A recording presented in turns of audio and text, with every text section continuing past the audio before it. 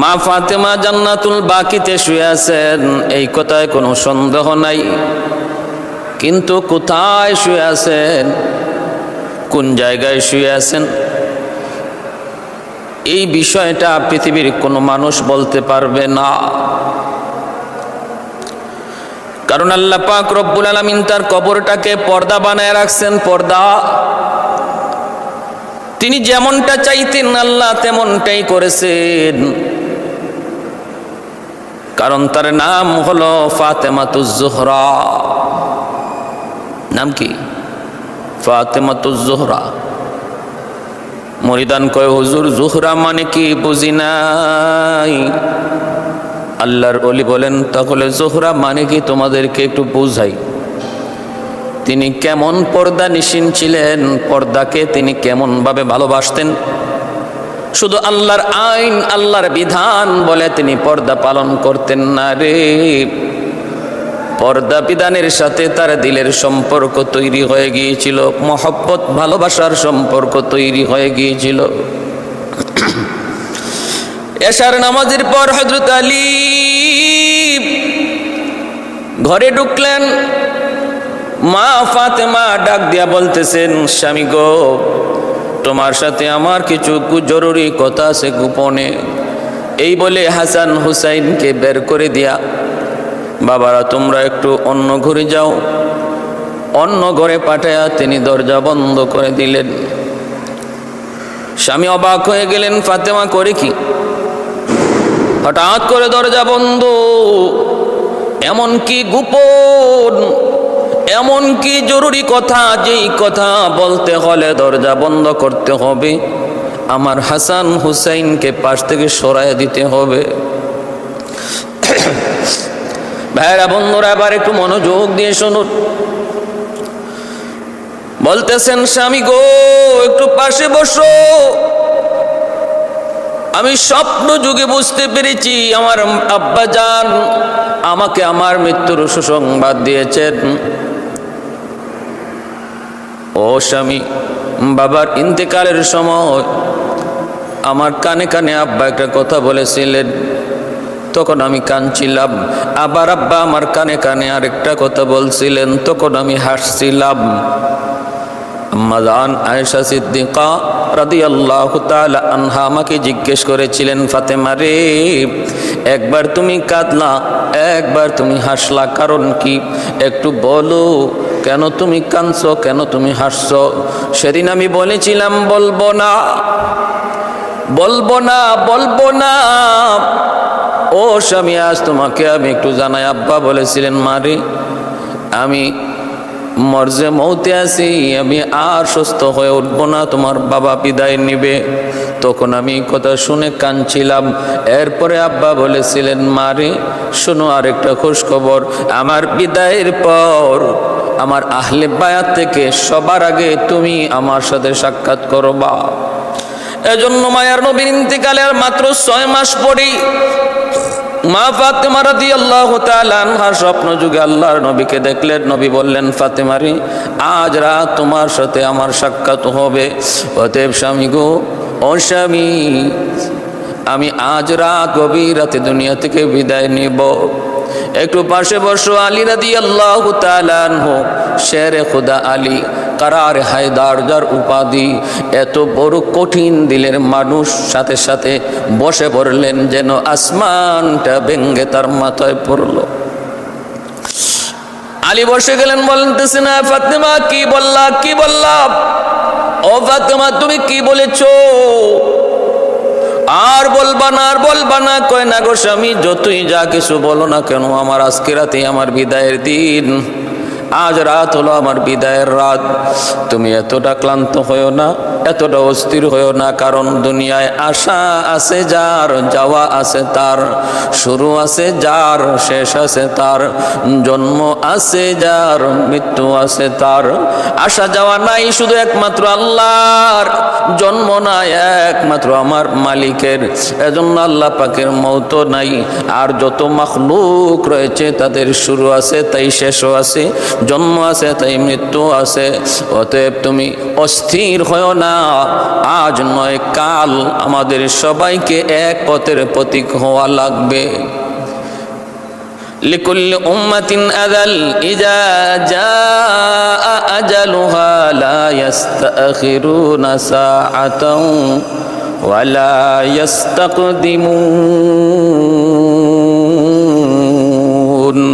কুল্লু নাফসিন যায়িকাতুল মাউত।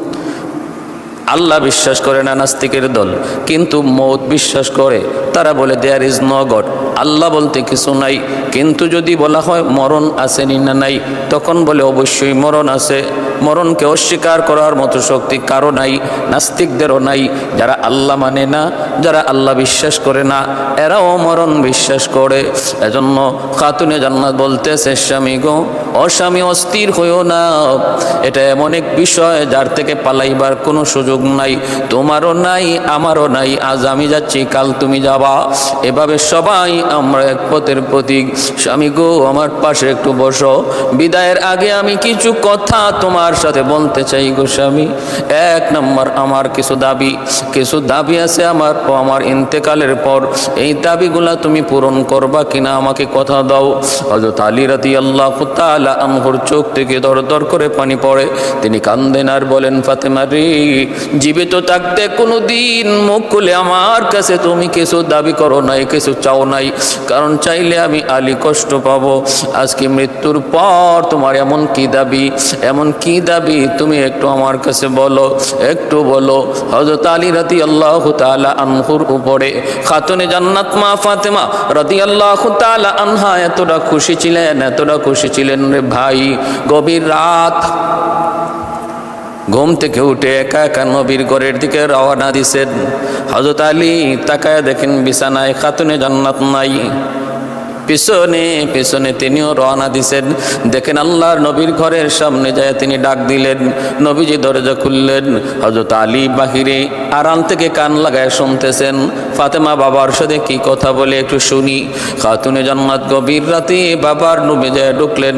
মায়ার নবী, দয়ার নবী তখন বলেন, ফাতেমা হঠাৎ করে নবীর ঘরে, হঠাৎ করে বাবার ঘরে, কারণ কি গো ফাতেমা? খাতুনে জান্নাত বলতেছেন, বাবা গো বলবো না, আজ আমি আপনাকে কিছু দেখাবো, একটু বাতিটা জ্বালান। আল্লাহর নবী একটু বাতিটা জ্বালাইলেন। খাতুনে জান্নাত তিনি তার হাতখানা দেখাইতেছেন।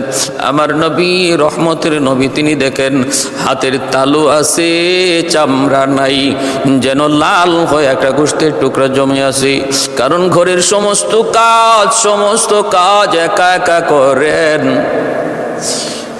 এ ভাই, শুধু ঘরের কাজ নয়, গম পিষা থেকে শুরু করে, আটা বানানো থেকে শুরু করে, কাই বানানো থেকে শুরু করে, কাপড় ধোয়া থেকে শুরু করে, এমন কোনো কাজ ছিল না যা খাতুনে জান্নাত তিনি করতেন না। এজন্য হাতের চামড়াটা খুলে পড়ে গেছে, চামড়াটা খসে পড়ে গেছে, জায়গায় জায়গায় টুসা হয়ে গেছে। আমার নবী রহমতের নবী, মায়ার নবীর চোখ দিয়ে দর দর করে পানি চলে আসলো। নবীজি সাথে সাথে হাত উঠায় বলতেছেন, মালিক, আমার ফাতেমা এত সুন্দরী, আমার ফাতেমার জন্য কত রাজপুত্র, কত শিল্পপতির ছেলে বিয়ের জন্য প্রস্তাব দিয়েছে। আমার নবী রহমতের নবীর মেয়ে খাতুনে জান্নাত কত সুন্দরী ছিলেন। আল্লাহর নবী তার এক হাদিসে বলেন, আমার ফাতেমা এত সুন্দরী, আল্লাহ তাকে এত রূপ, এত লাবণ্যতা দিয়ে সৃষ্টি করেছেন, জান্নাতের হুররা পর্যন্ত তার সুন্দর দেখে তারা অভিমান করবে, হিংসা করবে, ঈর্ষা করবে। জান্নাতি হুরেরা পর্যন্ত তার সৌন্দর্য দেখে ঈর্ষা করবে।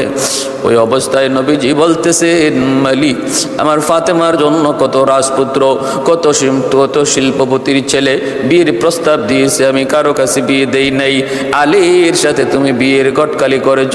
এমন একটা গরিব আলীর ঘরে আমার মেয়েটার গটকালি তুমি করেছ। ও মালিক, আমার ফাতেমা কাজ করতে করতে সে তো তার হাতটা একদম নষ্ট করে ফেলেছে। নবী কান্দেন। ওই অবস্থায় নবীজি দেখেন ফাতেমা ঘোমটাটা দিয়ে দরজা খুলে যেন তিনি চলে যাইতেছেন, তিনি গোসা করেছেন, রাগ করেছেন। আল্লাহর নবী তখন বলতেছেন, ফাতেমা রে, আমি তো তোমার বিরুদ্ধে কিছু বলি নাই। খাতুনে জান্নাত বলতেছেন, বাবা গো, ও বাবা, আমার স্বামীর বিরুদ্ধে কিছু বললো আমি সইতে পারি না। ও বাবা, একজন স্ত্রী তার স্বামীর ঘরে, একজন স্ত্রী তার স্বামীর ঘরে এসি, গাড়ি, বাড়ি, দামি দামি আসবাব, কোটি কোটি টাকা চায় না। একজন স্ত্রী তার স্বামীর ঘরে যেই জিনিসটা সর্বপ্রথম চায় সেটা হলো স্বামীর ভালোবাসা। যে স্ত্রী তার স্বামীর বুক ভরা ভালোবাসা পায়, এই স্ত্রীর চেয়ে দুনিয়াতে সুখী আর কোনো স্ত্রী নাই। আর যেই বিবি স্বামীর কোনো ভালোবাসা পায় না, কিন্তু কোটি কোটি টাকার মালিক স্বামী, এই টাকায় তার শান্তি দেয় না, সুখ দেয় না। 3 বেলা যদি পেট পুরে নাও খাই, মনে রাখো গণ আব্বা জান, তোমার জামাতা আলী আমাকে বুক ভরা ভালোবাসা দেয়। আল্লাহর নবী শুকরিয়া আদায় করলেন, আল্লাহর নবী আল্লাহর কাছে শুকরিয়া আদায় করলেন আর বলতেছেন, মারি আমি তো এটাই চাই, আমি তো এটাই চাই। আল্লাহর নবী এমনও হাদিসে বলেছেন, মহিলারা, স্ত্রীরা ভালো করে খেয়াল করে শোনো, মা বোনেরা, নবী বলেন যদি আল্লাহর পরে কাউকে সেজদা করার বিধান থাকতো, তাহলে আল্লাহ বলতেন প্রত্যেক স্ত্রী যেন তার স্বামীকে সেজদা দেয়। এতটা সম্মান, এতটা ইজ্জত আল্লাহ একজন স্বামীকে দিয়েছেন। এজন্যই হযরতে রুকাইয়া রাদিয়াল্লাহু তাআলা আনহা, নবীজির মেয়ে, প্রথম বিবাহ হয়েছিল আবু জাহেলের ছেলের সঙ্গে। পরে যখন বিবাহ ভঙ্গ হয়, আল্লাহর নবী হযরত উসমান গনি রাদিয়াল্লাহু তাআলা আনহুর সাথে বিবাহ দেন। একদিন হযরত উসমান গনির বিরুদ্ধে একটা অভিযোগ নিয়ে হযরতে রুকাইয়া তিনি নবীর কাছে এসেছিলেন। মায়ার নবী তখন যে জবাব দিয়েছিলেন শুনবেন। মায়ার নবী তখন বলেছিলেন, মারি, স্ত্রী স্বামীর বিরুদ্ধে অভিযোগ করবে এটা আমি নবী পছন্দ করি না। কোন স্ত্রী তার স্বামীর বিরুদ্ধে অভিযোগ করবে এটা আমি নবী পছন্দ করি না। যাও মা, যাও স্বামীর ঘরে যাও। নবী হাত ধরে স্বামীর ঘরে দিয়ে আসলেন। একটা ঘটনার দিকে লক্ষ্য করো মা বোনেরা, একটু খেয়াল করে শোনো। একজন স্বামী, সে জানে সারা দিন একটু রোজগারের জন্য সে কত অপমান সয়, কত জুলুম, কত তুফান তার উপরে বয়ে যায়। এরপরও স্বামী ধৈর্য ধরে, কারণ ঘরে তার বিবি, তার সন্তান তার অপেক্ষায় বসা। সন্তানেরাও বুঝ, সন্তানেরাও তাকায় আছে, বাবা আমাদের জন্য খানার ব্যবস্থা করবে। স্ত্রী অপেক্ষায় দাঁড়িয়েছে, স্বামী আসবে, স্বামী আসবে, এরপরে চুলায় আগুন জ্বালাবো। এই কথাগুলি মাথায় রেখে একজন স্বামী বাহির জগতে কত অপমান না সইতে হয়, কত ঝগড়া, কত তুফান, কত অভিযোগ, কত গাল বন্ধই না তারে শুনতে হয়। কখনো বা মালিকের পক্ষ থেকে, কখনো বা সাধারণ মানুষের সাথেও হয়। রিক্সা চালক প্যাসেঞ্জারের কাছ থেকে কত কথাই না শুনে। এত কিছু শোনার পরও হজম করে ঘরে যখন ফিরে, মা বোনেরা একটু খেয়াল করে শোনো, আসা মাত্রই তার কাছে তুমি তোমার দাবি দাবা পেশ করো না। লোকটার একটু বোঝার চেষ্টা করো, হাত পাকা নিয়ে আসো, আনন্দ দাও, আরাম দাও, একটু আরামের ব্যবস্থা করো, একটু পানির ব্যবস্থা করো, ঠান্ডা পানি নিয়ে আসো। তারপর পাশে বসে তারে একটু বাতাস করে একটু পানি পান করি। এরপরে যদি প্রয়োজন হয় ঠান্ডা মাথায় তুমি তোমার প্রয়োজন, হাজত, ঘরের হাজতের কথা বলতে পারো। কিন্তু মা ফাতেমা রাদিয়াল্লাহু তাআলা আনহা জীবন জিন্দেগি কাটায় দিলেন হযরত আলীর সাথে। হায়দার আলী তিনি বলেন, ফাতেমা জীবনে কোনো দিন আমার কাছে কোনো দাবি করে নাই, বরং আমি বলেছিলাম ফাতেমা তোমার হাতটা নষ্ট হয়ে যাইতেছে, কাজ করে করে দেখো না নবীর দরবারে যায় কোনো বাদী পাওয়া যায় কিনা, আল্লাহর নবী কোনো একটা বাদী দিয়া তোমাকে সহযোগিতা করেন কিনা। কিন্তু মায়ার নবী যখন এমন বললেন, খাতুনে জান্নাত তিনি তো গোসা করেছেন, রাগ করেছেন, বাবা গো সাহায্য করতে পারবা না সেটা ভিন্ন কথা, কিন্তু আমার স্বামীর বিরুদ্ধে কিছু বইল না। আল্লাহর নবী রহমতের নবী শুকরিয়া আদায় করেন। দরজার পাশেই দাঁড়িয়ে আলী সব কিছু শুনলেন। আলী চলে গেলেন, চোখের পানিটা মুছে মুছে ঘরে চলে গেলেন। ফাতেমা ঘরে যাওয়ার আগে আগেই আর শুকরিয়া আদায় করেন, মালিক এমন একটা স্ত্রী, এমন একটা বিবি তুমি আমাকে দান করেছ। আল মারআতু সালিহা খায়রুম মিনাদ দুনিয়া ওয়া মা ফিহা। নবী বলেন নেককার দিনদার স্ত্রী যদি কারো ঘরে থাকে, দুনিয়ার সমস্ত সম্পদের ভিতরে সবচেয়ে বড় সম্পদ হলো একজন নেককার দিনদার বুঝদার সমঝদার একজন স্ত্রী। স্বামীর জন্য দুনিয়ার সবচেয়ে বড় সম্পদ, সবচেয়ে বড় সম্পদ। ভাইরা বন্ধুরা, হযরত আলী রাদিয়াল্লাহু তাআলা আনহু ঘরে আসলেন। এইদিকে আল্লাহর নবী কলিজার টুকরা মেয়ে ফাতেমা রাদিয়াল্লাহু তাআলা আনহা ইন্তেকালের আগ মুহূর্তে হযরত আলী রাদিয়াল্লাহু তাআলা আনহুকে বলতেছেন, স্বামী গো, আমার মৃত্যুর পর আমার কয়েকটা দাবি তুমি পূরণ করবা কিনা কথা দাও। আলী চোখের পানি মুছে না রে বলেন, ফাতেমারি জীবনে কোনোদিন আমার কাছে কোনো দাবি করো নাই, করলে আমি কষ্ট পাবো। এজন্য মৃত্যুর পর এমন কি দাবি আছে তোমার যেটা পূরণ করতে হবে, একটু বলো।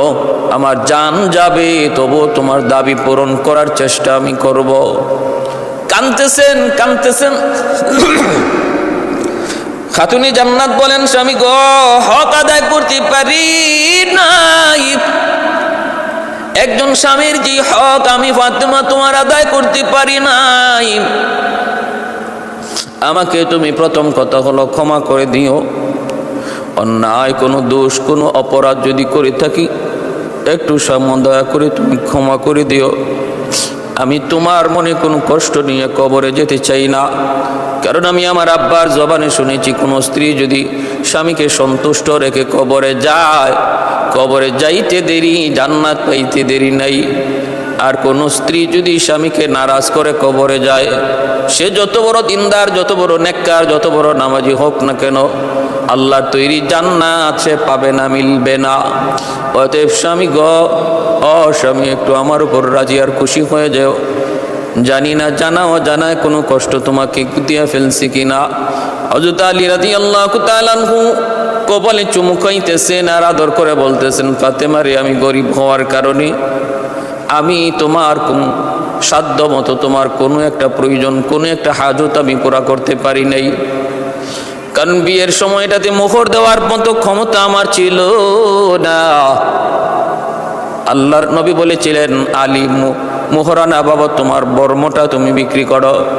হযরত আলী রাদিয়াল্লাহু তাআলা আনহু এই বর্ম নিয়ে রওনা দিয়েছিলেন। উসমান গনি রাদিয়াল্লাহু তাআলা আনহু রাস্তায় পেয়ে গেলেন, আলী তুমি কোথায় যাও? বর্মটা বিক্রি করব মোহরানা বাবদ। আল্লাহর নবীর সাহাবী হযরত উসমান গনি রাদিয়াল্লাহু তাআলা আনহু, তিনিও তো মেয়ের আল্লাহর নবীর জামাতা, সাথে সাথে তিনি এই বর্মটা কিনে নিলেন। আলী, আমি যদি কিনি আমার কাছে বেচবানি বলে, অবশ্যই বেচবো। সাথে সাথে উসমান গনি কিনে নিলেন, এই টাকা দিয়ে মোহরানা পরিশোধ করলেন। আবার হযরত উসমান গনি রাদিয়াল্লাহু তাআলা আনহু তাদের বিয়েতে এই বর্মটা তিনি উপহার দিয়ে দিলেন। এজন্য এতটা গরিব ছিলেন আলী। আলী বলতেছেন, বিবি গো, গরিব হওয়ার কারণে তোমার কোনো দাবি, তোমার কোনো প্রয়োজন, তোমার কোনো হাজত আমি সাধ্যমতো পূরণ করতে পারি নাই। ঠিক আছে, তুমি কি বলবা বলো। খাতুনে জান্নাত বলতেছেন, এক নম্বর কথা হলো, স্বামী আমার মৃত্যু হবে রাতে, আমাকে দাফনও করবা তুমি রাতে। আমি সারা জীবন আল্লাহর কাছে চাইছি, মালিক শুধু জীবদ্দশায় নয়, আমার মরণটাও যেন পর্দার হালতে হয়, আমার মরণ যেন পর্দার হালতে হয়। আল্লাহ রাতের বেলায় আমার মরণটা লিখে রাখছেন, অতএব আল্লাহ মৌতের সময় আমার পর্দা তিনি জারি রাখছেন। কবরটাও তুমি রাতের অন্ধকারে দিও গো স্বামী, রাতের অন্ধকারে দিও।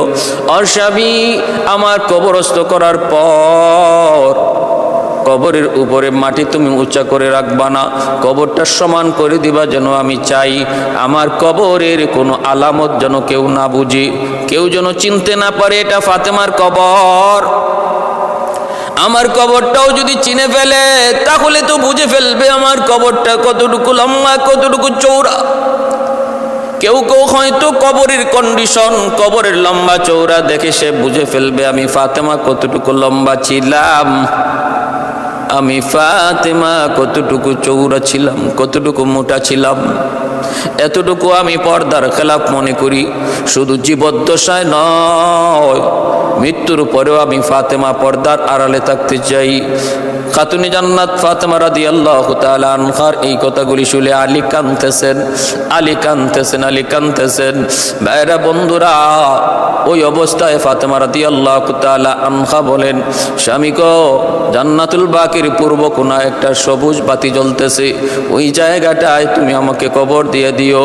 আর কবরটা করার জন্য কেউ না কেউ তো লাগবে, তুমি তো পারবা না, তোমার বাঙ্গা দিল কোনো একজন বন্ধুকে দিয়ে তুমি কবরটা খনন করায় নিও। এই কথাগুলি বইলা হযরত আলী রাদিয়াল্লাহু তাআলা আনহুর কুলের মধ্যে মাথা রেখে জান্নাতের সকল মহিলাদের সরদারিনী খাতুনে জান্নাত তিনি দুনিয়া থেকে বিদায় নিলেন। হযরত আলী আবু যর গিফারি রাদিয়াল্লাহু তাআলা আনহুর বাড়ির সামনে যায় কাঁদতেছেন। গভীর রাত, আবু যর গিফারি কান্নার আওয়াজ শুনে দরজা খুলে দেখেন কারার হায়দার। ও আলী, জীবনে কোনো যুদ্ধে তোমাকে কাঁদতে দেখি নাই, তোমাকে মন খারাপ করতে দেখি নাই রে আলী। জীবনে কোনো যুদ্ধে তুমি কাঁদো নাই, আজকে এমন তোমার জীবনে কোন যুদ্ধ আসলো যেই যুদ্ধে তুমি হেরে গেলা, তোমাকে কাঁদায় দিছি। হযরত আলী আবু যর গিফারিকে জড়ায় ধরে বলতেছেন, আবু যর, আজ একটা কবর খনন করা লাগবে। কোথায়? কয় জান্নাতুল বাকিতে। বলে কে মারা গেছে? কারো মৃত্যুর খবর তো পাই নাই।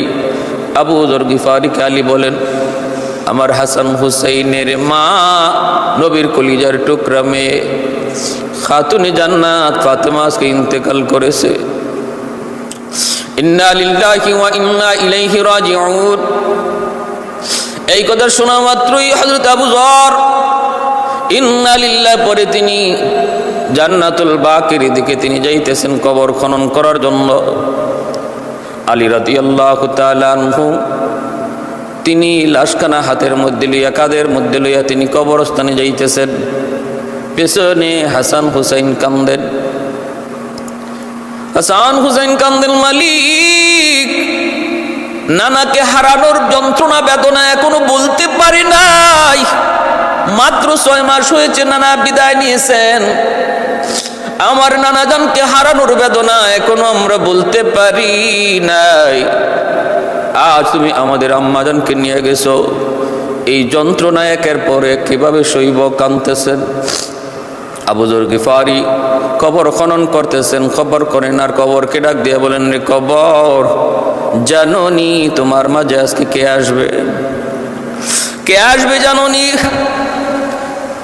যিনি রাহমাতুল লিল আলামিনের কলিজার টুকরা মেয়ে খাতুনে জান্নাত, জান্নাতের সকল মহিলাদের সরদারিনী, যার পরিচয় হলো বিশ্বনবী রহমতের নবীর কলিজার টুকরা মেয়ে। সাবধান রে কবর, তুই বেয়াদবি করবি না, বেয়াদবি করবি না। যাকে আমার নবী রহমতের নবী মা বলে সম্বোধন করেছেন, কেমন করে আম্মাদান, কেমন করে মা বলে খাতুনে জান্নাতকে নবী সম্বোধন করেছেন, তাও একটা অতীতের ঘটনা। ঘটনাটা হলো আমার নবী রহমতের নবী তায়েফের জমিন থেকে রক্তাক্ত হইয়া আঘাত পাইয়া নবী যখন মক্কায় ঢুকতে যাবেন, তখনও নবীজি মক্কায় ঢুকলেন, ঘরে গেলেন, আল্লাহর নবীর পুরো দেহটা রক্তে রঞ্জিত। খাতুনে জান্নাত ফাতেমা রাদিয়াল্লাহু তাআলা আনহা তখন দরজাটা বন্ধ করে দিলেন, বন্ধ করে দিতেছেন। আর নবী বলতেছেন, মারে তুমি দরজা বন্ধ করো কেন? খাতুনে জান্নাত কান্দেন আর বলেন, বাবা গো, আমি দরজাটা বন্ধ করে তোমার মাধ্যমে আমার আল্লাহর সাথে কিছু কথা বলতে চাই। এই বইলা তিনি বলতেছেন, নবী বলেন, তাহলে দরজা বন্ধ করো কেন? খাতুনে জান্নাত বলে, কথাগুলি গোপন, এজন্যই দরজা বন্ধ করেছি। ডাক দিয়া বলতেছেন, মালিক, ও আসমানের মালিক, জমিনের মালিক, মুসা কালিমুল্লাহর জন্য তুমি লোহিত সাগরকে তুমি রাস্তা বানায় দিছো, ইব্রাহিম খলিলুল্লাহর জন্য আগুনকে তুমি ফুলের বাগান বানায় দিছো, তুমি কি আমার বাবার জন্য তায়েফের জমিনে এই দুশ্মনদের পাথরকে তুলা বানাইতে পারলা না? তায়েফের জমিনে ওই পাগলের দল, দুষ্ট ছেলের দল যখন আমার বাবার গায়ে পাথর মারলো, মালিক তুমি কি পারো নাই পাথরটাকে তুলা বানায় দিতে? তুমি কি পারো নাই? পারো নাই বুঝি? আল্লাহর নবী বলতেছেন, মারে এমন কথা কয় না মা, তুমি এমন কথা বইলো না, এমন কথা বইলো না। খাতুনে জান্নাত বলতেছেন, বাবা গো বলবো না কেন? কারণ তোমার তো বাবাই নেই, জন্মের আগেই তো তুমি বাবা হারাইছো, অতএব বাবার দরদ তুমি কেমন করে বুঝবা? আর তোমার আল্লাহ, তার তো কোনো সন্তান নাই, বাবাও নাই, অতএব তিনি তো কোনো সন্তান জন্ম দেন না, কারো থেকে জন্ম নেন না, তিনিও তো বাবার দরদ বুঝেন না। আমি ফাতেমা তো বাবার দরদ, আমি ফাতেমা তো বাবার দরদ বুঝি, কেমন করে আমি ফাতেমা সইব? এই বইলা খাতুনে জান্নাত তিনি তখন সাথে সাথে একটু পানি গরম করার জন্য বাহিরে গেলেন। পানি গরম করতেছেন আর বলতেছেন, আল্লাহ তুমি আমার উপর গুসা করো না, রাগ করো না, মালিক আমি সইতে পারি নাই, আল্লাহ তোমার কাছে মাপ চাই, মাপ চাই। এই বইলা পানিটা গরম করলেন। একটু বাইরা বন্ধুরা জৈতুনের তেল গরম কইর আল্লাহর নবী রহমতের নবীকে নিজের পাশে শুয়াইয়া, মায়ার নবী, দয়ার নবী, রহমতের নবী, গায়ে যদ্দূর যেখানে যেখানে ব্যথা ছিল, আঘাত ছিল, সবগুলি আঘাতের মধ্যে পানি দিয়ে ধুইয়া তিনি অলিভ অয়েল, তিনি ওই জৈতুন তেল লাগাইতেছেন আর মালিশ করতেছেন। ওই অবস্থায় নবীজি বলেন, ও নবীজি বলতেছেন, ঘটনা শুনাইতেছেন আম্মাদান আয়েশা সিদ্দিকা রাদিয়াল্লাহু তাআলা আনহাকে। আমার নবী এই ঘটনা শুনাইতেছেন, আয়েশা কেন ফাতেমা আমার মা, একটু শুনবানি, ফাতেমার কোলে আমি ঘুমায়া গেছি, আঘাত আঘাত আঘাত, সারা শরীর জুড়ে আঘাত, আঘাতে রক্তগুলা ফাতেমা মুইসা দিতেছে মায়ের মতো। একজন মা তার সন্তানকে যেইভাবে সেবা করে গো, তায়েফের জমিন থেকে আমি নবী যেইভাবে রক্তাক্ত হয়ে ফিরেছি, আমার ফাতেমা সেইভাবে আমার সেবা করতেছে, রক্তটা মুইসা দিতেছে। এই অবস্থায় আমি ঘুমায়া পড়ছি। ঘুমের ঘরে স্বপ্ন যুগে দেখতে পেলাম আমার মাথার পাশে আমার জনম দুঃখিনী মা আমেনা, তিনি আমার মাথার পাশে দাঁড়ায় আছে, বসে আছেন। আমি মায়ের কুলি যেন আমার মাথাটা রেখে শুয়ে রইছি। আমি তখন বলতেছি, মারে পাইয়াই আঙ্গুলটা ধরে বলতেছি, মারে এতদিনে তোমারে পাইছি, মা আমি তোমাকে ছাড়বো না, তুমি আমাকে চাইলে কোথায় গিয়েছিলে সে অল্প বয়সী, মাগো আমি তোমাকে আর ছাড়বো না। আঙ্গুলটা ধরে মা কয়া চিৎকার করে ডাক দিছি। ওই অবস্থায় আমার মেয়ে ফাতেমা আমার কপালে চুমু খাইছে, চোখ থেকে অশ্রু ঝরতেছে, চোখের অশ্রুর পানির ফুটা আমার গালে যখন পড়লো আমার ঘুম ভেঙে গেল। আমি দেখতেছি আমার মেয়ে ফাতেমা কাঁদতেছে। আমি বলতেছি, মারে তুমি কি সারা জীবনই কানবা? সারা জীবনই শুধু কানবা? খাতুনি জান্নাত বলতেছে, বাবা গো ঘুমের ঘরে তুমি মা কইয়া তুমি ডাক দিছ, আমার হাতটা তুমি জড়ায় ধরছো, এই যে দেখো আমার হাতে তুমি এখনো ধরে রাখছো। আল্লাহর নবী রহমতের নবী তখন বলতেছেন, মারে ও মা, মা কইয়া যদি তোমার হাত আমি ধরে থাকি তাহলে তুমি আজ থেকে আমার মা, কারণ স্বপ্নে আমি তোমার জায়গায় আমার মা আমেনাকে বসা দেখতে পেয়েছি। সুবহানাল্লাহ। শাফিঈ রোজে জাযা ও জাখতিবে আম্বিয়া, শাফিঈ রোজে জাযা ও জাখতিবে আম্বিয়া, সাহেবে হাউজুল ওয়াজিল খুদা রোজে আতীদ, সাহেবে হাউজুল ওয়াজিল খুদা রোজে আতীদ, সাহেবে আসরানে উনামো সে আকবর বরমালা, साहिबे असरार उनामो से अकबर बरमला, इल्मे उ अज अव्वलिनो आखिरी अंदर मजीद, इल्मे उ अज अव्वलिनो आखिरी अंदर मजीद, रहमतुल्लिल आलमी खंदश खुदावंदे करीम, खल्को खुल्को कौलो फ़िअलो हदियो सिमते उ हमीद। আমার ভাইরা, এজন্য আবু যর গিফারি কবরে খুঁড়তেছেন আর কবরকে বলতেছেন, জানো তিনি কে? তিনি আমার নবীর কলিজার টুকরা মেয়ে, আমার নবী যাকে মা বলেছেন। এ জাননি ইনি কে? ইনি হাসান হুসাইনের মা। রে কবর, বেয়াদবি করবি না, বেয়াদবি করবি না। যে হাসান হুসাইন একদিকে ক্ষুধার্ত থাকতো, তারপরও ফাতেমার কাছে কোনো ভিক্ষুক যদি আসতো ভিক্ষুককে আগে দিত। এতটা দিল ছিল তার। আল্লাহর নবী, রহমতের নবী, মায়ার নবী মসজিদে নববীতে তিনি বসা। একটা ভিক্ষুক আসলো নবীর কাছে, আইসা সওয়াল করলো। আল্লাহ বলেন, ওয়া আম্মাস সাইলা ফালা তানহার। বন্ধু, কোন সাইল যখন সওয়াল করে তারে ধমক দিও না, ধমক দিয়া তারাই দিও না। সাধ্য অনুযায়ী তারে সাহায্য করো, না পারলে বুঝের সাথে তারে বলো। আল্লাহর নবী তালাশ করে দেখেন ভিক্ষুককে দেওয়ার মতো কিছুই নাই। নবী বলতেছেন, আমার কাছে কিছুই নাই। ওই যে আমার মেয়ের ঘর, ফাতেমার ঘর, তুমি ফাতেমার কাছে একটু যাও। আমার মন বলে ফাতেমা তোমাকে কিছু দিয়ে সাহায্য করবে। অথচ নবী জানতেন ফাতেমার ঘরেও কিছু নাই, কারণ নবীর ঘরে যখন কিছু নাই, ফাতেমার ঘরে কিছু নাই, নবীর ঘরে কিছু নাই, আবু বকরের ঘরে কিছু নাই, নবীর ঘরে কিছু নাই, উমরের ঘরে কিছু নাই। আমার নবীর ঘরে কিছু থাকতো, ফাতেমার ঘরেও থাকতো, আবু বকর উমরের ঘরেও থাকতো। আল্লাহর নবী ভিক্ষুককে দেখায় দিলেন। ভিক্ষুক তখন বলতেছে, আপনি যে আমাকে আপনার মেয়ের ঘরের দিকে পাঠাইতেছেন, আপনার মেয়ে কেমন করে বিশ্বাস করবে? আপনি যে পাঠাইছেন এর একটা আলামত দিন, এর একটা সনদ দিন, প্রমাণ দিন। আল্লাহর নবী তখন বলতেছেন, যাও রে আমার সালমান ফারসি রাদিয়াল্লাহু তাআলা আনহু, সাহাবায়ে কেরামের ভিতরে সবচেয়ে বেশি হায়াত পেয়েছিলেন, লম্বা হায়াত, 350 বছর হায়াত পেয়েছিলেন। 120 বছর বয়সে সালমান ফারসি তিনি কালেমা পড়ে মুসলমান হয়েছিলেন।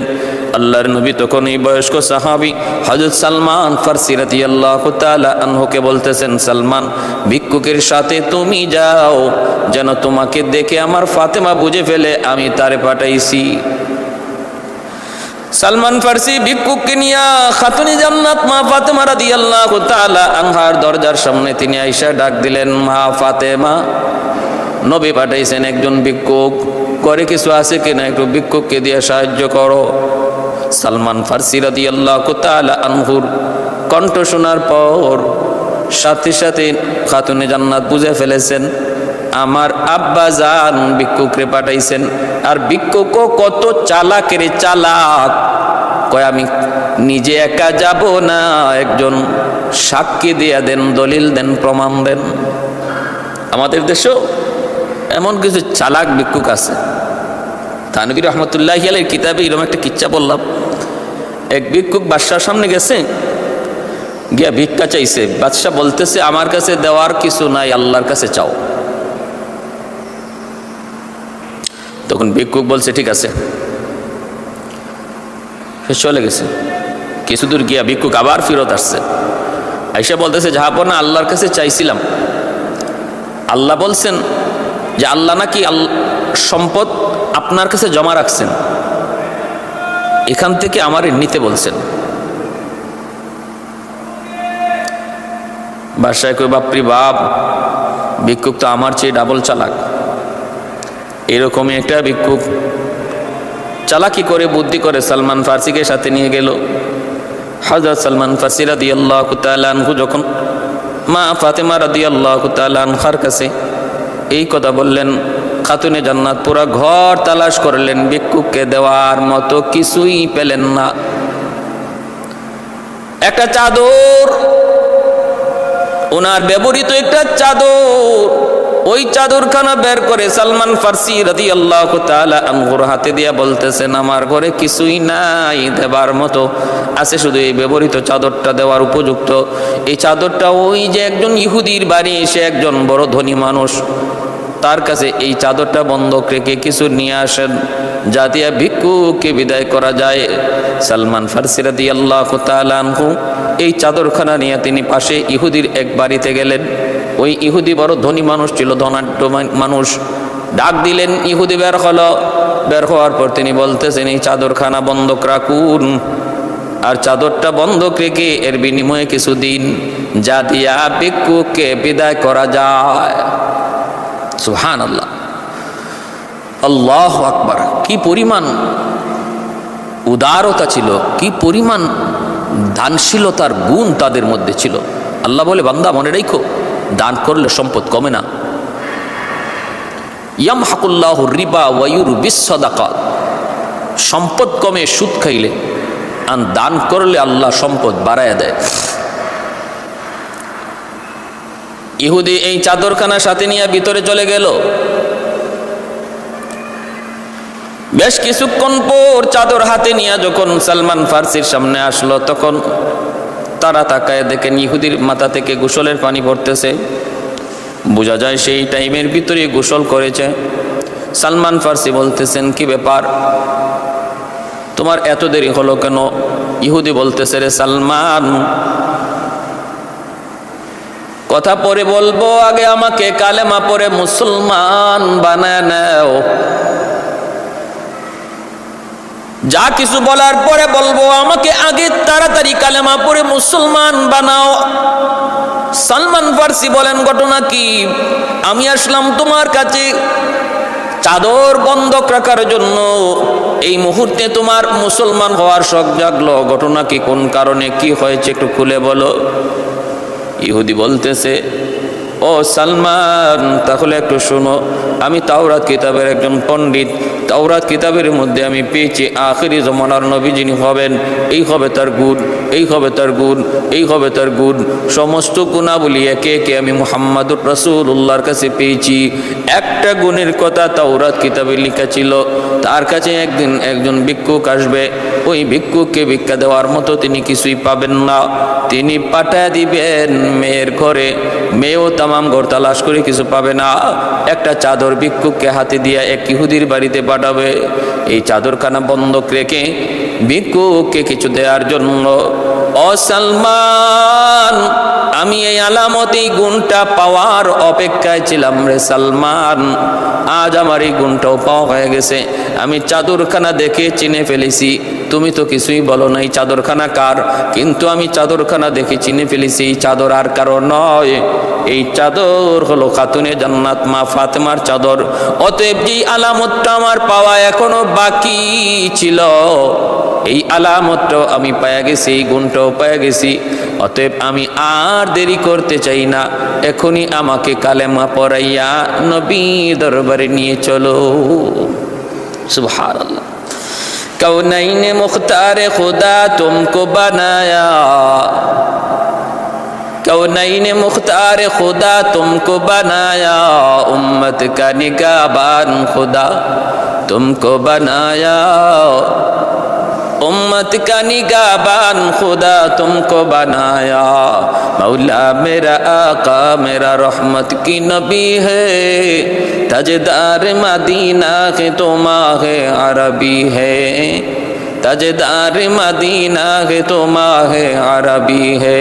মনে আছে শেখ আব্দুল কাদের জিলানী রহমতুল্লাহ আলাইহি তিনি মুরিদদেরকে জোহরার ব্যাখ্যা দিচ্ছেন। জোহরা তিনি কে ছিলেন, তারে আল্লাহ কেমন গোপন করে রাখছেন, কেমন পর্দার ভিতরে রাখছেন। আর হযরত আবু যর গিফারি রাদিয়াল্লাহু তাআলা আনহু খাতুনে জান্নাত মা ফাতেমার গুণগুলি কবরকে শোনাইতেছেন। এরে কবর, হাসান হুসাইনের মা ফাতেমা এমন একটা দুইটা ঘটনা নয়, নিজে না খায়া তিনি ভিক্ষুককে খাওয়াইছেন, নিজে না খায়া সওয়ালকারীকে তিনি যা ছিল তা দিয়া দিয়েছেন। আরেকটা এমন ঘটনা হাকিমুল উম্মত থানভী তার কিতাবের মধ্যে লিখছেন, এরকম ভাবে একটা ভিক্ষুক আইসা বলতেছে, মায়ার নবী গো, আমি বড় ক্ষুধার্ত, আমাকে খানা দিন, আমার কাপড় নাই, আমাকে একটা কাপড় দিন, আমার কোনো বাহন নাই বাড়িতে যাওয়ার জন্য, আমাকে একটা বাহন দিন। আল্লাহর নবী তখনও বলতেছেন, আমার ঘরে কিছু নাই, ওই যে আমার মেয়ে ফাতেমার ঘরে যাও। আমার নবী ভালো করে জানতেন ফাতেমার ঘরে কিছু নাই, তারপরও কেন বলেন, কারণ আমার আল্লাহর ইশারায় সব হয়, কিছু না কিছু একটা ঘটবে, কিছু না কিছু একটা হবে। এজন্য ভিক্ষুককে তিনি পাঠিয়ে দিলেন। ভিক্ষুক যে ডাক দিল খাতুনে জান্নাত, তিনি তখন ডাক দিয়া বলতেছেন, আমিও তো পাই না, আমিও তো এমন কিছু পাই না তোমাকে দেওয়ার মতো, খাওয়ানোর মতো কোনো ব্যবস্থা নাই, পরানোর মতো কোনো কাপড় নাই, দেওয়ার মতো কোনো বাহন নাই, কিন্তু আমার একটা হার আছে, হারটা আমি তোমাকে দিয়ে দিলাম, নেও আমার হারটা তুমি নিয়ে যাও, বাজারে বিক্রি করে প্রয়োজন তুমি পূরণ করে নিও। ভিক্ষুক ওই গলার হারটা নিয়ে আল্লাহর নবীর সামনে হাজির হলো। আল্লাহর নবী রহমতের নবী এই হারটা হাতে নিলেন। এইদিকে নবীর সাহাবীরা অবাক হয়ে গেছেন। হযরত আম্মার রাদিয়াল্লাহু তাআলা আনহু বলতেছেন, রে ভিক্ষুক, এই হারটা যদি আমি তোমার কাছ থেকে কিনে নেই, কত টাকা দিলে তুমি খুশি বলো? কত দিরহাম দিলে তুমি খুশি বলো?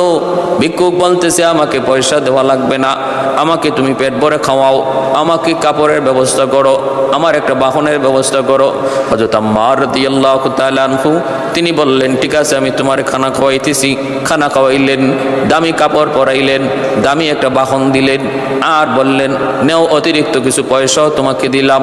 দিয়া তিনি ওই ভিক্ষুককে বিদায় দিলেন। হযরত আম্মার রাদিয়াল্লাহু তাআলা আনহু এই হারটাকে তিনি চুমা খাইলেন। তারপরে আতর গোলাপ দিয়া মাখায়া দামি একটা রুমালের মধ্যে লইয়া গোলামকে বললেন, রে গোলাম, ওই হারটা মায়ার নবীর কাছে তুমি দিয়ে আসো, আর তুমিও নবীর কাছে রয়ে যেও। তুমি ছিলে এতদিন আমার গোলাম, আমি এখন নবীকে হাদিয়া দিয়া দিলাম। গোলাম আল্লাহর নবীর কাছে হারটা নিয়ে হাজির করলো। মায়ার নবী রহমতের নবী হারটা পেয়ে নবী বড় খুশি হলেন, শুকরিয়া আদায় করলেন। এরপরে নবী বলতেছেন, যাও, এই হারটা সহ আমি তোমাকে আমার ফাতেমারকে হাদিয়া দিয়ে দিলাম। খাতুনে জান্নাত মা ফাতেমা রাদিয়াল্লাহু তাআলা আনহার কাছে ওই গোলাম হার কানা লইয়া আবার হাজির হয়ে গেল। হাজির হয়ে বলতেছেন, নেন, এই যে আপনার হার কানা নেন, আর আমিও আজ থেকে আপনার গোলাম।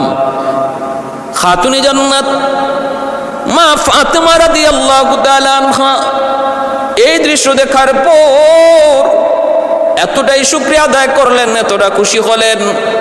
মায়ের দেওয়া হার তিনি এইবার আবার ফেরত পেয়ে গেলেন। কেমনে কি হলো? সব কিছু এমনি হয়েছে, ভিক্ষুকের খানাও পূরণ হয়েছে, কাপড়েরও হাজত পূরণ হয়েছে, বাহনেরও প্রয়োজন পুরা হয়েছে।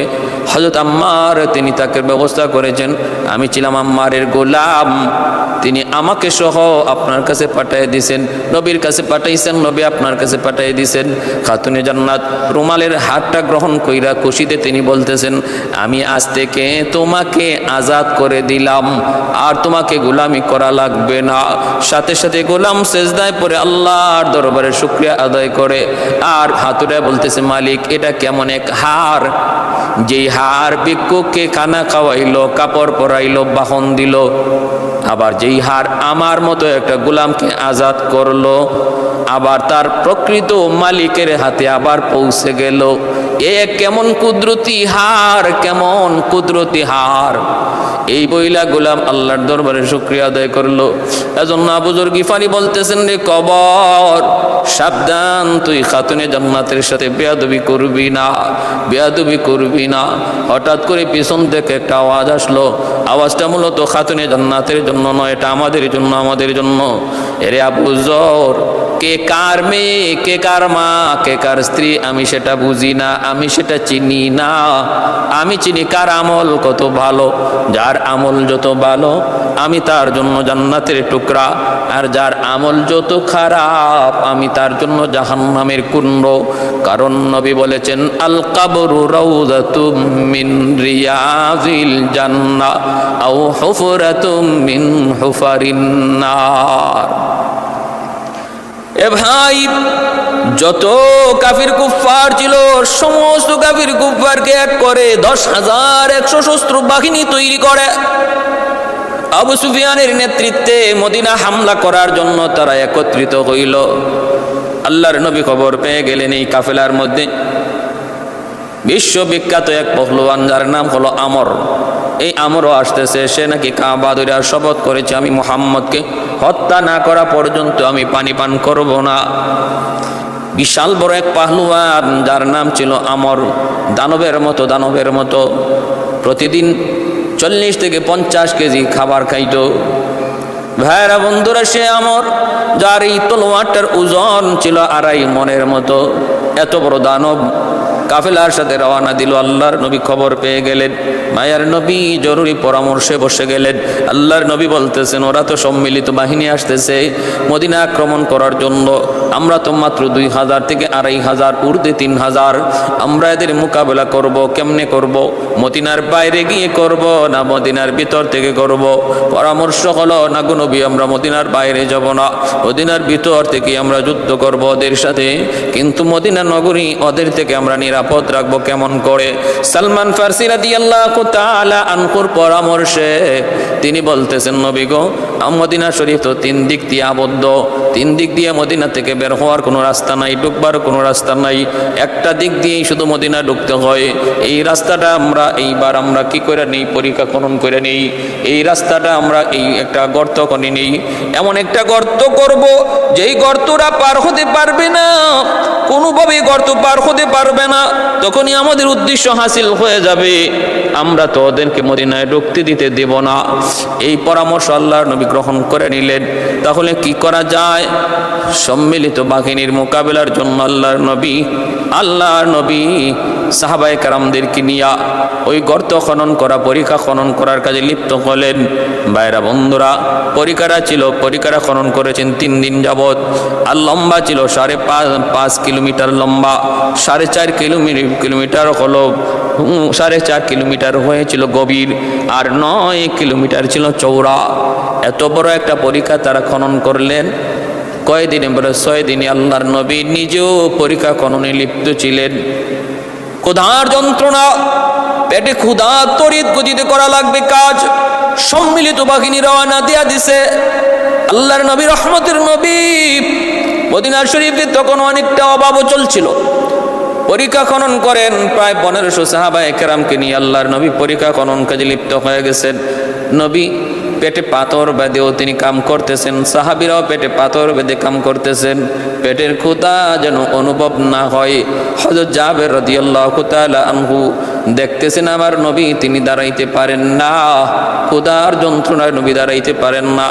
জাবের দৌড় দিয়া চলে গেলেন বিবির কাছে, যায় বলতেছেন, বিবি গো, ঘরে কোনো খানা আসেনি গো, আমার নবী তো দাঁড়াইতে পারেন না পেটের ক্ষুধায়। বিবি বলতেছে, কিছু রুটি ব্যবস্থা করা যাবে, আর একটা বকরি আছে, বকরিটা জবাই করো, 4-5 জনে হয়তো খানা খাওয়া যাবে।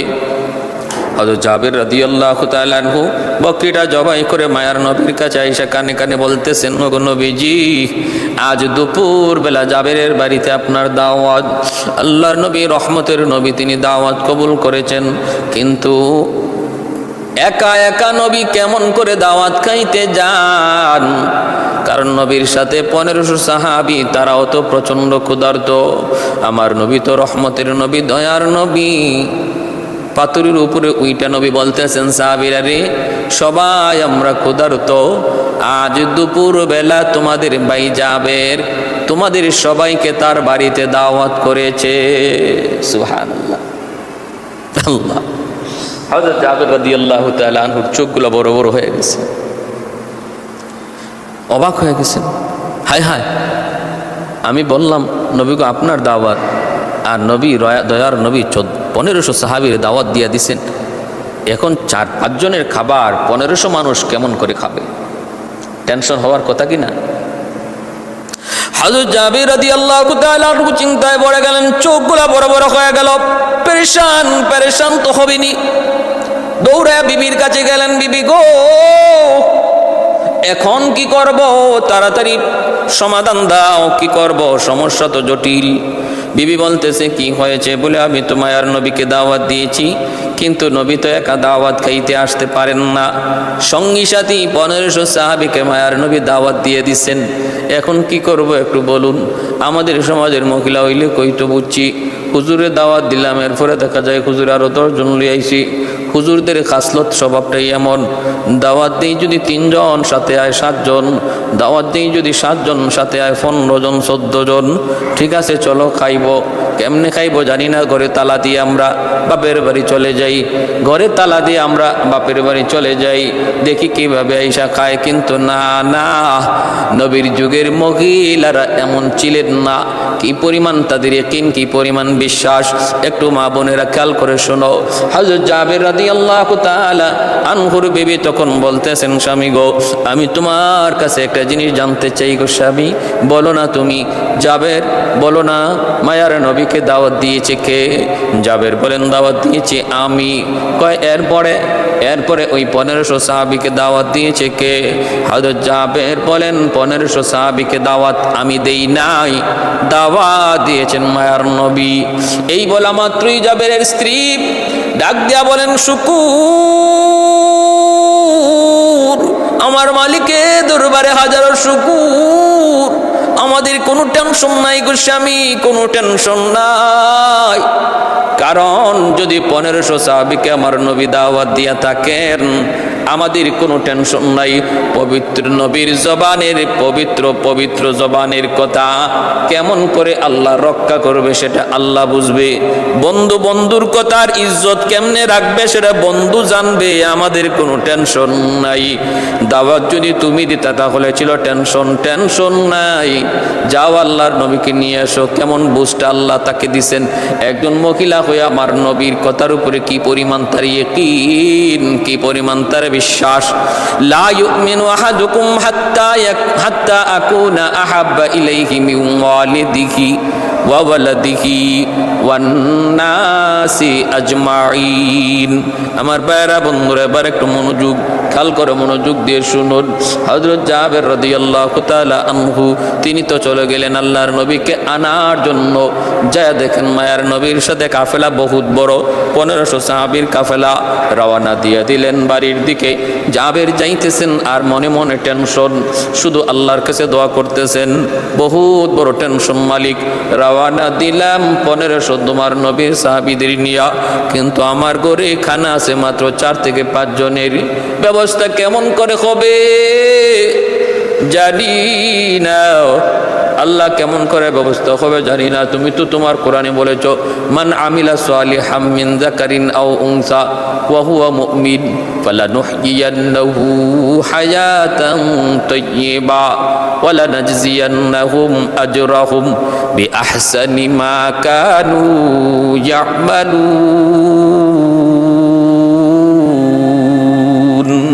তুমি তো বলেছো যে ইমানের সাথে আমল করবে, নেক আমল করবে, দুনিয়াতে তার হায়াতের জিন্দগি, পবিত্র হায়াতের জিন্দগি তুমি তারে দান করবে, তারে রিজিকের মধ্যে তুমি বরকত দিবে। আল্লাহ তুমি আজকে বরকতের ব্যবস্থা কইরো। এবার মায়ার নবী, রহমতের নবী জাবেরের হালত দেখে ডাক দিলেন, জাবের কাছে আসো। কাছে আনার পর আল্লাহর নবী বলতেছেন, রে জাবের, তুমি বুঝি মহা টেনশন করতেছো? কোনো টেনশন করো না। আমার আল্লাহ আমাকে জানিয়ে দিয়েছেন আজকে তোমাদের অল্প খানার মধ্যে এমন বরকত হবে, 1500 সাহাবী খাওয়ার পরেও বরকত কমবে না। কোনো টেনশন করো না। আল্লাহ তোমার আর তোমার বিবির ইখলাসের বদৌলতে কম রিজিকের মধ্যে বরকত দিবে বেশি। যাও, কোথায় তোমার গোশতের পাতিল? সে চুলায় থাকবে। আর খামির কোথায় আমাকে দেখাও। নবীজি দোনোটা পাতিলে ডাকনা উঠাইয়া পবিত্র একটু লব লাগাইয়া ডাকনা লাগাইয়া বলতেছেন, জাবের তুমি শুধু এখান থেকে খানা নিবা, ডাকনা উঠাইয়া কখনো দেখার চেষ্টা করবা না কি পরিমাণ গোশত এখনো আছে। আল্লাহ নবী যাইয়ে বলতেছেন, আমার 500 সাহাবীরে প্রথমবার বসাও। জাবের বলে, নবী গো আপনি একটু বসেন। জাবের বলতেছেন, নবী গো আল্লাহ আমার মা বাবা আপনার উপর কুরবান, আপনি একটু বসেন। নবী বলতেছেন, জাবের না, আজ আমি তোমার বাড়ির মেহমান নই, আমি হলাম মেজবান। মেহমান হলো আমার সাহাবীরা। 500 জন সাহাবী খানা খাইলো। নবী দেখতেছেন আর বলতেছেন, জাবের এইদিকে আরো রুটি দাও, এখানে আরো গোশত দাও। এইভাবে নবী তখন মেহমানদারি করতেছেন। 500 সাহাবী পেট ভরে খানা খাওয়া শেষ, আরো 500কে নবী বসাইলেন। এই 500 জন নবী খানা খাওয়াইলেন। এরপরে 500 জন বসাইলেন, এই 500 জনকেও খানা খাওয়াইলেন। 3 বেচে 1,500 সাহাবীর খানা শেষ। হযরত জাবের রাদিয়াল্লাহু তাআলা আনহু টেনশনে পড়ে গেলেন। 4 জনের খাবার খাইলো 1,500 মানুষ। হায়, এখনো এই পাতিলে খানা আসেনি না নাই জানি না। আমার মায়ার নবী, রহমতের নবী এখনো খানা খান নাই। হায়, যদি পাতিলে খানা না থাকে রে, আমার তো খানা কোনো না কোনোভাবে ব্যবস্থা করতে হবে। জাবের আর ধৈর্য ধরতে পারলেন না। দৌড় দিয়া তিনি পাতিলের কাছে চলে গেলেন। যায় তিনি ডাকটা উঠায় ফেললেন। নবী নিষেধ করলেন, রে জাবের, না না, ডাকনা উঠাও না।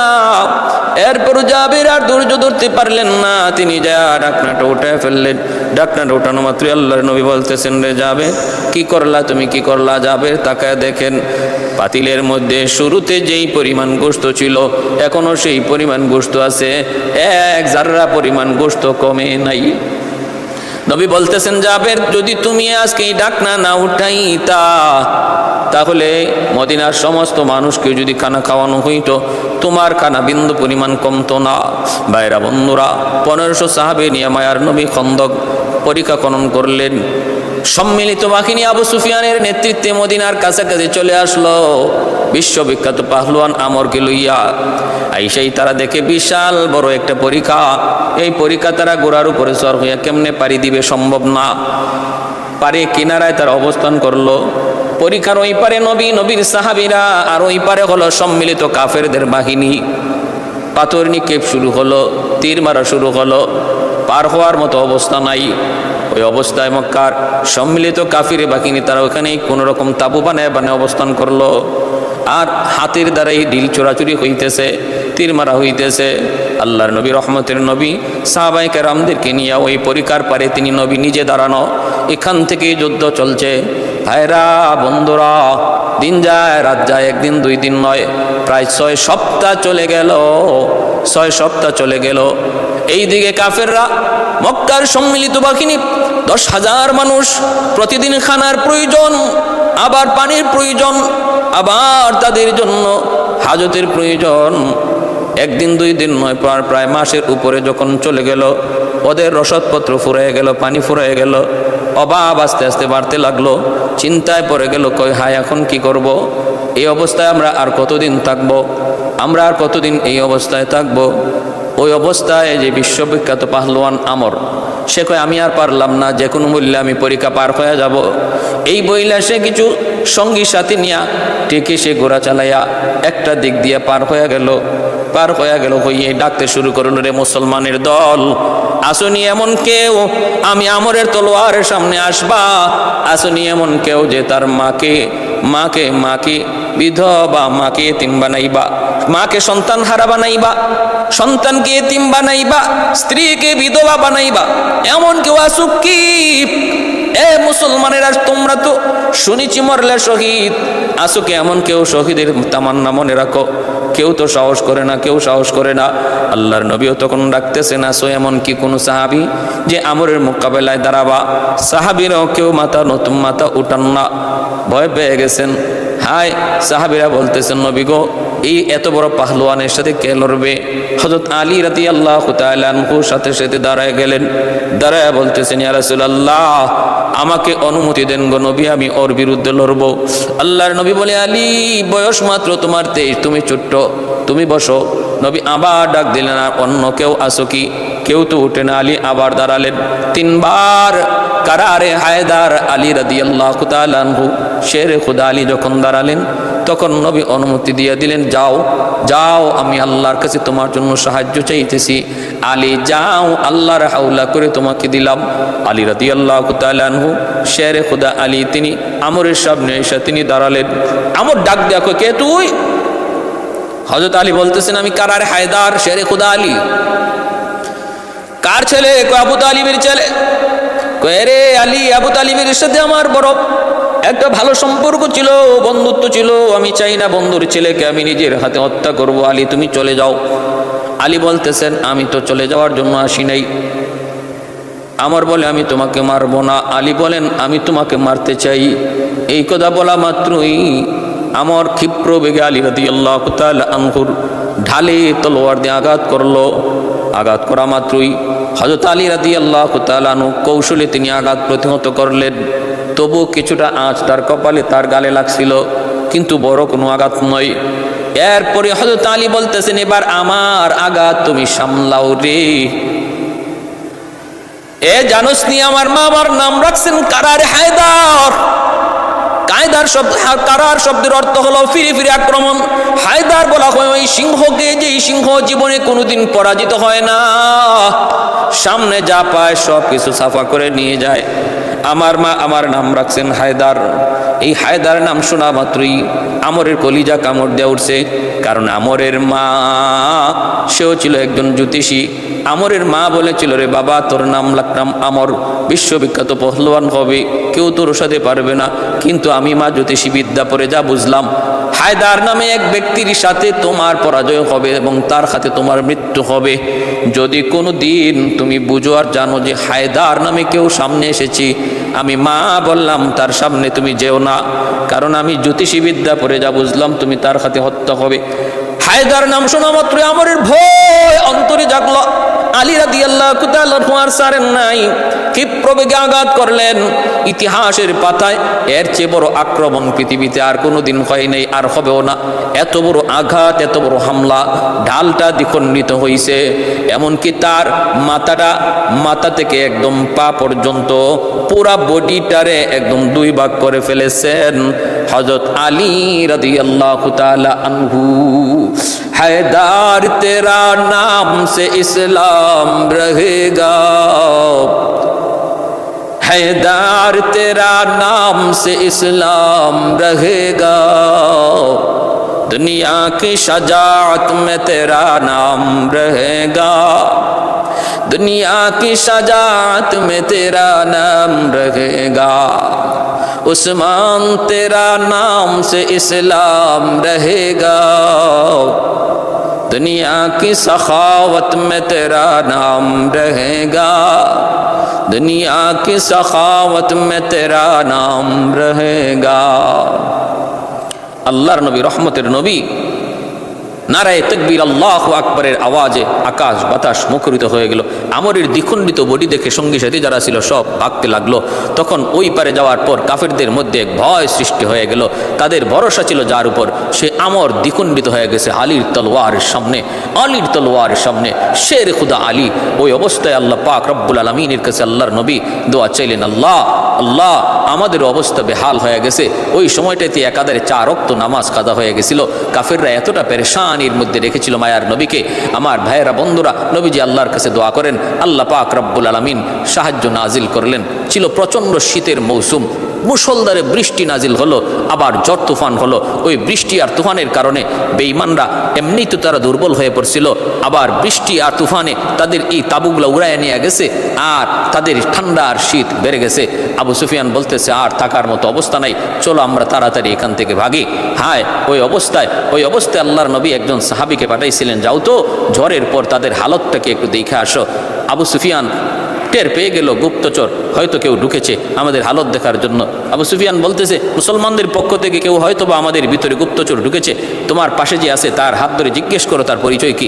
এই অবস্থায় নবী সাহাবী তিনি আওয়াজটা টের পেয়ে তিনি সাথে সাথে বুদ্ধি করে পাশে দাঁড়ায় আসছিল যে কাফের, তার হাত ধরে বলতেছেন, বলো তো তুমি কে, তোমার পরিচয় কি। পরিচয় দিয়ে দিছে, ফলে সে আবার নেই। আমার ভাইয়েরা, বন্ধুরা, তিনি আয়েশা জানায় দিলেন নবীকে ওরা ভাগছে। আল্লাহর নবী রহমতের নবী যায় দেখেন সম্মিলিত বাহিনী পরাস্ত হলো এবং তারা এখান থেকে অত্যন্ত অত্যন্ত অত্যন্ত কষ্ট নিয়ে অপমানজনক পরাজয় বরণ করে তারা এখান থেকে বিদায় নিল। আল্লাহ নবী সাহাবাই কেরামদেরকে নিয়ে মদিনায় ঢুকলেন। নবীজি তিনি বর্ম খুলে ফেলবেন। জিব্রাইল আমিন বলতেছে, নবী গো, যুদ্ধের বর্ম আপনি খুলে ফেলতেছেন, আমি জিব্রাইল কিন্তু এখনো খুলি নাই। বলে কেন? কই যে ইহুদিদের বস্তি, বেঈমান ইহুদি বনু কুরাইজা, ওদের সাথে যুদ্ধ করা লাগবে। কারণ এই বনু কুরাইজা ইহুদি গোত্রের সাথে আল্লাহ নবীর সন্ধি ছিল। মদিনার পাশেই ইহুদি একটা গোত্র বনু কুরাইজা, ওদের সাথে সন্ধি ছিল যে মদিনা যদি দুশমনের দ্বারা আক্রান্ত হয় আমরা সম্মিলিতভাবে দেশ রক্ষা করব। ধর্ম যার যার, দেশ সবার। কিন্তু ওই ইহুদিরা এই সন্ধি তারা ভঙ্গ করেছে, গাদ্দারি করেছে, সম্মিলিত বাহিনীর সাথে যোগ দিছে। এজন্য জিব্রাইল বলেন, এদের প্রতিশোধ না নিয়া আমি যুদ্ধের বর্ম খোলা যাবে না। আল্লাহ নবী রহমতের নবী সাহাবাই কেরামদেরকে নিয়ে তখন রওনা দিলেন বনু কুরাইজা দখল করার জন্য। নবী সেখানে গেলেন, যায় দেখেন বিশাল এক ফটক, বিশাল এক দরজা, তাদের ভিতরে ঢোকার মতো অবস্থান নাই। আল্লাহ নবী বাহির থেকে সাহাবাই কেরামদেরকে নিয়ে অবস্থান করলেন, আর বাহির থেকে সমস্ত খাদ্যদ্রব্য, পানি, এগুলা ভিতরে প্রবেশ করা বন্ধ করে দিলেন। ওদের খাবার ভিতরে প্রবেশ করা বন্ধ করে দিলেন। 21 দিন পর্যন্ত বনু কুরাইজাকে আল্লাহর নবী যখন অবরুদ্ধ করে রাখলেন তাদের এই গাদ্দারির কারণে, তখন তারা ভিতর থেকে নিরুপায় হয়ে বলতেছে যে আমরা আপনার মদিনার আউস গোত্রের লিডার আবু লুবাবার সাথে একটু পরামর্শ করতে চাই, একটু সুযোগ দেন। কারণ আউস গোত্রের সাথে ইহুদি বনু কোরাইজার একটা সম্পর্ক আগে থেকেই ভালো ছিল। এজন্য এরা চাইলো যে আউস গোত্রের আবু লুবাবার সাথে তারা একটু পরামর্শ করবে। এদিকে আল্লাহর নবী রহমতের নবীর সিদ্ধান্ত, নবীজি এদেরকে ছাড় দিবেন না। আল্লাহরও সিদ্ধান্ত, জিব্রাইলও শুনাইছেন এই গাদ্দারদেরকে ছাড় দেওয়া যাবে না, এদেরকে হত্যা করতে হবে। আবু লুবাবাকে আল্লাহ নবী পাঠাইলেন, যাও ওরা তোমাকে ডাকতেছে। তিনি ভিতরে গেলেন। বনু কোরাইজার কাফির ইহুদিরা বলতেছে, আমাদের ব্যাপারে সিদ্ধান্ত কি মুহাম্মদের? আমরা যদি আত্মসমর্পণ করি আমরা কি ক্ষমা পাবো? আবু লুবাবা মুখে কোনো জবাব না দিয়া হাতটা গর্দানের মধ্যে রেখে এইভাবে দেখাইলেন, অর্থাৎ বুঝাইলেন তোমাদের গর্দান আলাদা করা হবে। এতে ইহুদিরা বুঝে ফেললো যে আমরা আত্মসমর্পণ করলেও আমরা বাঁচতে পারবো না, বাঁচার কোনো পথ নাই। আবু লুবাবা মদিনায় চলে আসলেন, কিন্তু তিনি অনুতপ্ত হলেন, হায় আমি তো খিয়ানত করেছি, নবী আমারটাকে পাঠাইছিলেন আমানতদারির সাথে, কিন্তু আমি তো গোপন কথা জানাই দিছি। হযরত আবু লুবাবা মসজিদে নববীর এই খাম্বার সঙ্গে এসে হাতটা বাঁধলেন। হাত বাইদা বলতেছেন, আমি বহুত বড় খাইন, বহুত বড় আমানত খেয়ানত করেছি, আমি অন্যায় করেছি, আমাকে যদি আমার আল্লাহ ক্ষমা না করে আমি কখনো এই হাত খুলবো না। তোমরা আত্মীয় স্বজনকে বলতেছেন, আমার সাথে কেউ আসো না গো, আমি বহুত বড় অন্যায় করেছি, আমার হাত তোমরা কেউ খুলবা না, পানি পান করাইবা না, খানা খাওয়াইবা না। আল্লাহর নবী রহমতের নবী, দয়ার নবী, তিনি তো ওই জায়গায় তাদেরকে অবরোধ করে আসেন। সব কিছু বন্ধ করে দেওয়ার পর যখন ইহুদিরা বুঝলো আর কোনো উপায় নাই, ওই অবস্থায় ইহুদিরা বলল, আমরা আপনার সাহাবী আউস গোত্রের লিডার সাদ ইবনে মুআজ, তিনি যা বলেন সেটাই আমরা মেনে নিব, আপনি মানেন কিনা? নবী বললেন, আমিও মানি। সাদ ইবনে মুআজ তোমাদের এ ব্যাপারে যে সিদ্ধান্ত দিবে সেটাই ফাইনাল। ওদের ধারণা ছিল সাদ ইবনে মুআজ তাদের ব্যাপারে একটু রহম করবে, একটু দয়া করবে, কারণ আউস গোত্রের সাথে তাদের পূর্ব দিনের বন্ধুত্ব। সাদ ইবনে মুআজ আহত ছিলেন, মদিনা থেকে তারে আনা হলো। আল্লাহ নবী রহমতের নবী বলেন, সাদ তোমাকে ওরা সালিশি মানছে, বিচারক মানছে, তুমি বিচার করো। সাদ ইবনে মুআজ রাদিয়াল্লাহু তাআলা আনহু তিনি বিচার করবেন। বিচার করতে যায় তিনি ভাবতেছেন, আমি বন্ধুত্বের কথা চিন্তা করে কোনো লাভ নাই, ন্যায় বিচার যদি না করি আমি কখন মারা যাই ঠিক নাই। ন্যায় বিচার হলো আল্লাহর কোরআনের বিধান, তাওরাতের বিধান, তাওরাত কিতাবের বিধানটা ওনার জানা। কেউ যদি গাদ্দারি করে তার শাস্তি হলো মৃত্যুদণ্ড। এজন্যই সাদ ইবনে মুআজ তিনি রায় দিয়ে দিলেন, যারা যুদ্ধে অংশগ্রহণ করেছে সম্মিলিত বাহিনীর সাথে ওদের সবাইকে হত্যা করা হবে, নারী শিশুদেরকে বন্দী করা হবে, মালগুলাকে জব্দ করা হবে। সিদ্ধান্ত দেওয়া মাত্র ইহুদিদের মধ্যে কান্নার রোল পড়ে গেল। আল্লাহর নবী রহমতের নবী বলতেছেন, এখন আর কোনো পথ নাই, তোমরা যারা বিচারক মানছো তার কথাই সঠিক। ইহুদিরা তখন বলতেছে, সাত তো দেখা যায় আমাদের তাওরাতের সিদ্ধান্তই শুনাইছে, বিচার তো ন্যায় বিচারই হয়েছে, এটাই ছিল আমাদের প্রাপ্য। ইহুদি লিডাররা পর্যন্ত বলছে যে তাওরাত কিতাবেরও এই বিধান এই আইন ওই।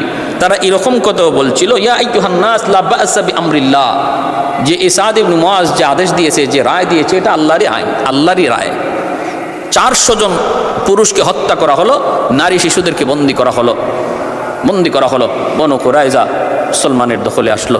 আমার ভাইয়েরা, বন্ধুরা, এইভাবে ইহুদিরা সর্বযুগে মুসলমানদের সাথে গাদ্দারি করেছে, সর্বযুগে। আর নবীজি রহমই করেছেন। খায়বারেও তারা ছিল, আল্লাহ নবী রহম করে তাদেরকে জায়গায় থাকতে দিয়েছেন। কত বড় গাদ্দারি করেছে খায়বারের ইহুদিরা, নবী সেখানেও তাদেরকে থাকতে দিয়েছেন, শুধু ট্যাক্স নিছেন। এরপরেও একের পর এক জ্বালা যন্ত্রণা তাদের ছিলই। শেষ পর্যায়ে হযরত ওমর ফারুক রাদিয়াল্লাহু তাআলা শাসন আমলে জাজিরাতুল আরব থেকে, আরব সীমান্ত থেকে ইহুদিদেরকে তিনি বের করে দিয়েছিলেন। কারণ এরা কুত্তার লেজের মতো, এটাতে ঘি দিয়া মাখাইলেও সোজা হয় না। যত অনুনয় বিনয় আর দরদার দয়া নবী দেখাইছেন, কোনো মূল্য তারা দেয় নাই। যার কারণে হযরত ওমর এদেরকে আরব বিশ্ব থেকে বের করেছিলেন। আর বীরত্ব দেখাইছিলেন হায়দার, কারারে হায়দার, শেরে খুদা হযরত আলী রাদিয়াল্লাহু তাআলা আনহু। এজন্য আমরা সর্বদা দিনের জন্য প্রস্তুত থাকবো। আল্লাহর দিন বড়, আমার জীবন বড় নয়। ঈমান বড়, আমার জীবন বড় নয়। আল্লাহ আমাদের সবাইকে ঈমানের জন্য, দিনের জন্য সর্বদা প্রস্তুত থাকার তৌফিক আল্লাহ দান করুন। সবাই বলি আমিন। ওয়া আখির।